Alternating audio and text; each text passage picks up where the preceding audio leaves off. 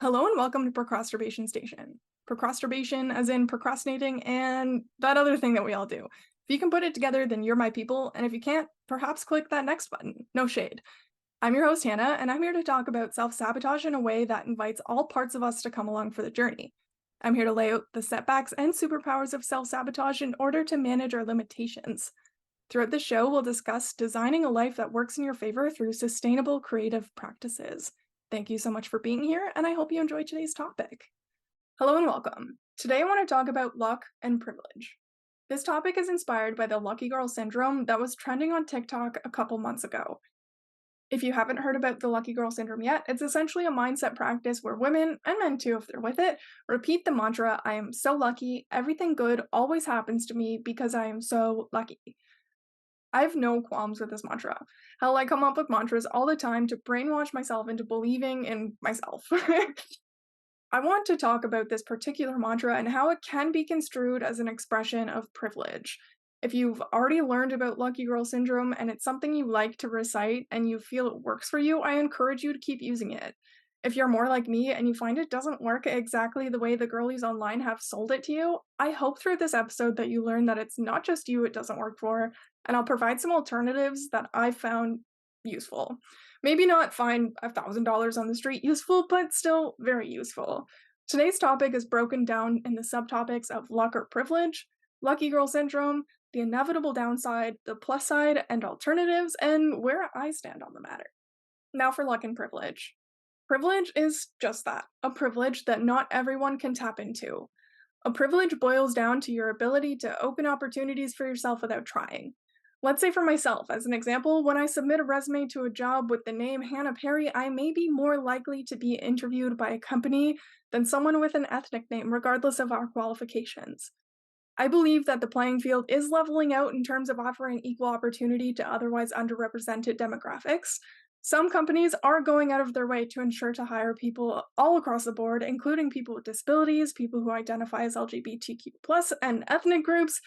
Basically, they're trying to level the playing field to offer equal opportunity to anybody who has not necessarily been represented in the workforce up until now. I know this to be a fact because I've seen it in the application process, and I also know there is still so much work to be done in terms of offering equal opportunity to different people who have different perspectives within life, but we are light years ahead of where we've been throughout history. I've heard said in the past when you're the oppressor, equalizing the playing field feels like oppression, which is a complete mindbender to some, especially those who deny the existence of privilege and feel threatened by our working environment moving more towards equal opportunity. I believe skills in communication and diplomacy can be learned, which is a nuanced concept, as I also believe that the way we innately communicate, whether that's through speaking a local native dialect, African American vernacular English, or if English is not your first language, or perhaps you just never felt like a smooth talker. I believe, regardless of your background, if you can get your point across, the way you speak is perfectly acceptable, and our differences should be celebrated. This is my personal belief, yet our privilege can come from the way that we speak. I really enjoy Abraham Piper's content as he highlights the way we define language as proper and improper is completely whack, and if you've ever felt insecure about the way that you speak, I encourage you to check out his platforms. Now that we know what privilege is, what exactly is luck? Luck can be finding a 50 on the ground, it could be evading consequences when you make a mistake, or it could be having a happenstance that seemed divinely orchestrated and too good to be coincidence. Privilege has become a whole huge borderline political topic. Some may even argue the existence of privilege at all, and that is not what I want to get into. If you feel like doing that amongst yourselves in the comments, absolutely feel free, but that's not what I'm about. What I do want to get into is the parallels and differences between privilege and luck. Lucky Girl Syndrome. It's all the rave these days. If you haven't heard about it, it was a trend on TikTok a couple months ago, and it's essentially a belief system and a mantra to guide through life by telling yourself, I'm a lucky girl. Everything good always happens to me because I am a lucky girl. If you're a guy, you can use it by replacing girl with your preferred pronoun.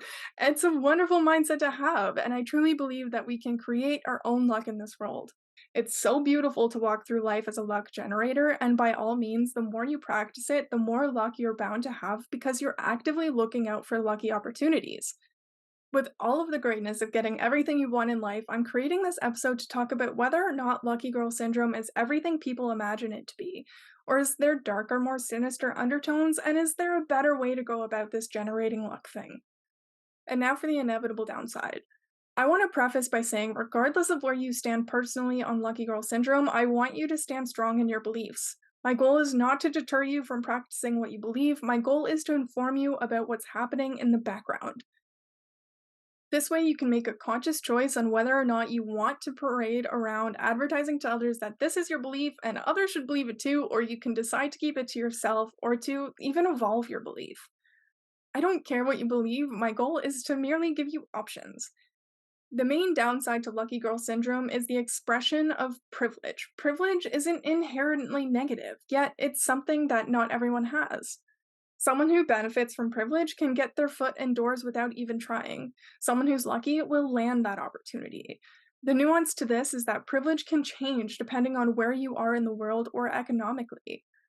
Someone might be lucky to maintain a long standing loving relationship or to receive a job or a promotion, yet someone else is lucky to be alive today or to make their rent this month or to ensure that their kids have food this week.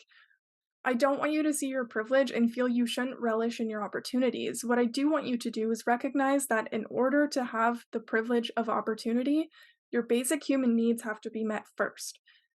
The way that we use our privilege also speaks volumes. If you're privileged enough to have opportunities in this world and you use those opportunities to uplift the voices of others, you're on the right track. If you use your privilege to hold others down, you're on the wrong side of history.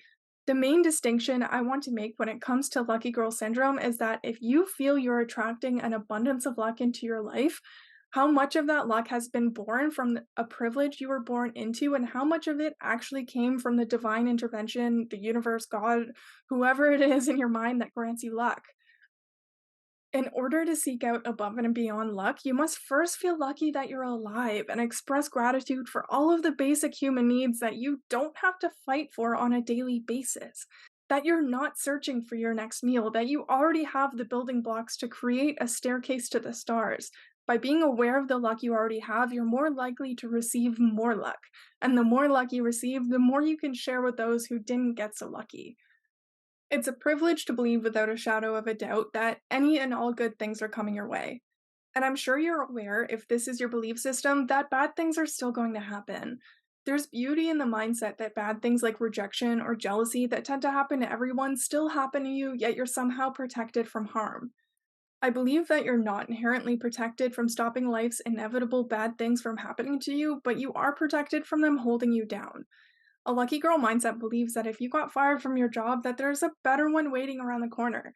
A lucky girl knows that these bad things are an opportunity. They know that the next good thing is waiting for them to take action towards it. There's an almost inevitable downside for anything women deem valuable. I don't make the rules, but there's something about the labels that we give each other as women that can turn anything fun into toxic or undesirable.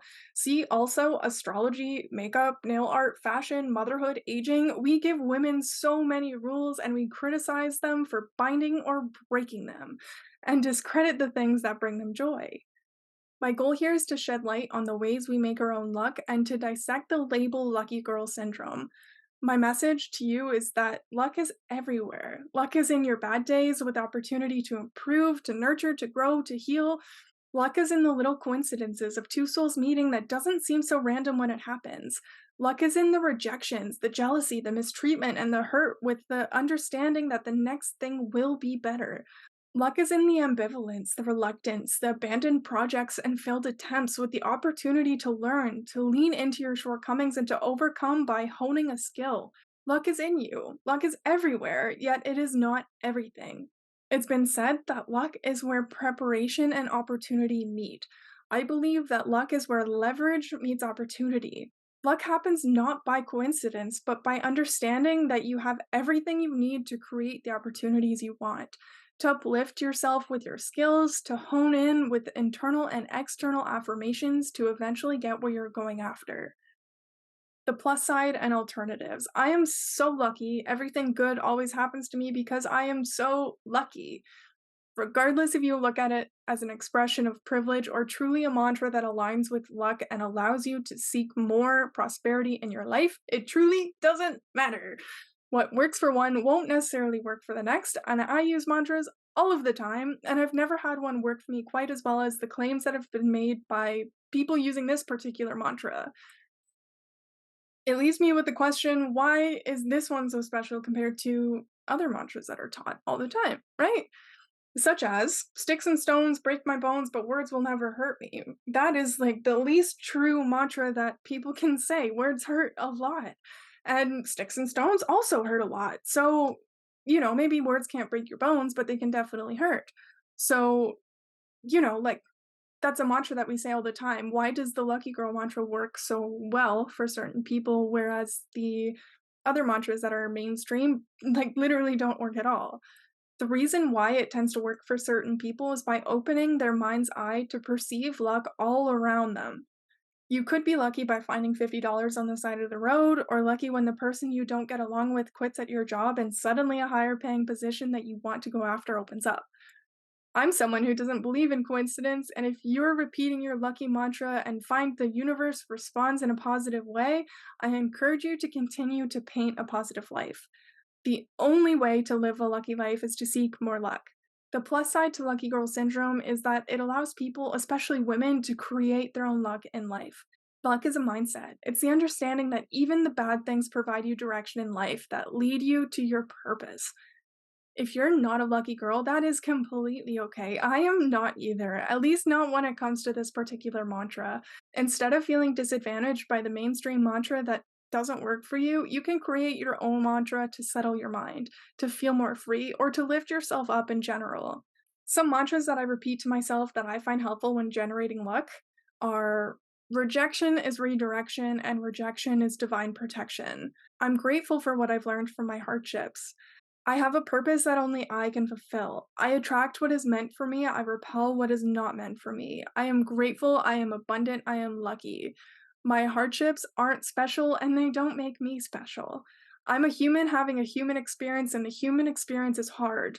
My emotions, reactions, and desires don't define me, my actions define me.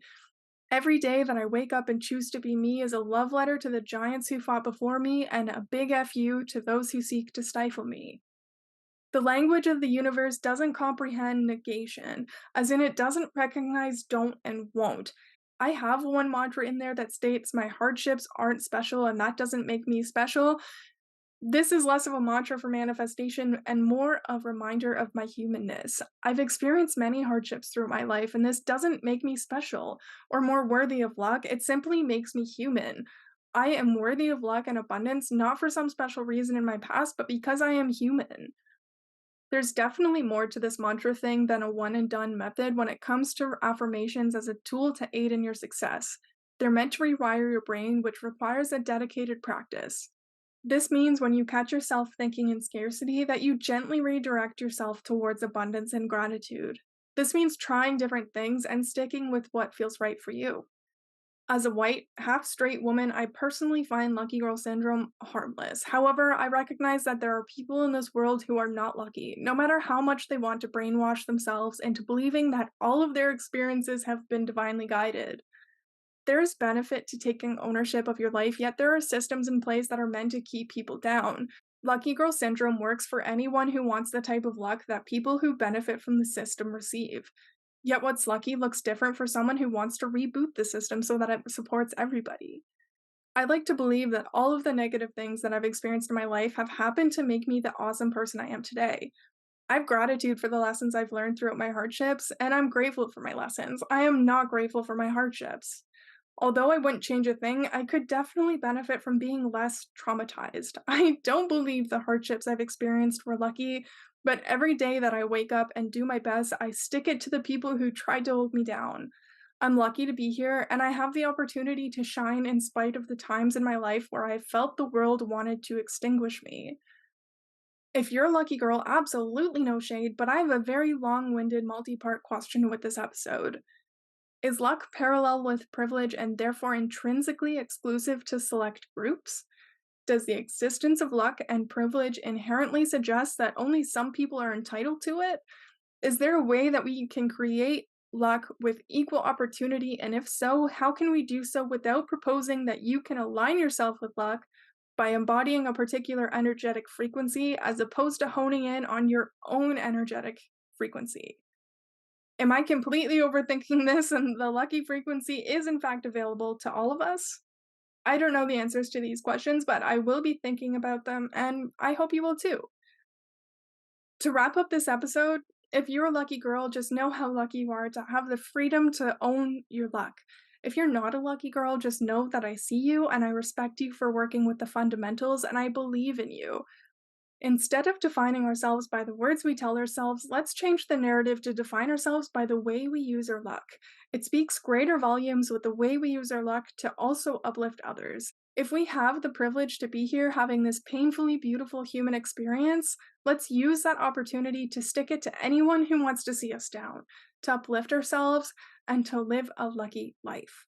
Thank you so much for being here, and I'll catch you on my conclusion. Thank you so much for being here with me, and if you enjoyed today's topic, now is a great moment to subscribe. If you have any feedback about today's topic, please reach out to my social channels. I help creative entrepreneurs market their creations in a way that feels authentic. I have a self-study marketing program that covers basic and advanced marketing concepts with 9 modules and activity sheets. I also sell content creation templates to help you manage your social media with unlimited content creation ideas. And I also offer one-on-one marketing consulting services. Check out my socials and my website to learn more. If you're interested in working with me, please reach out via email. So that's social media if you're reaching out for my podcast, and email if you're reaching out for business. All relevant contact links are in the description, and thanks again for listening. Cheers for now. That was pretty good.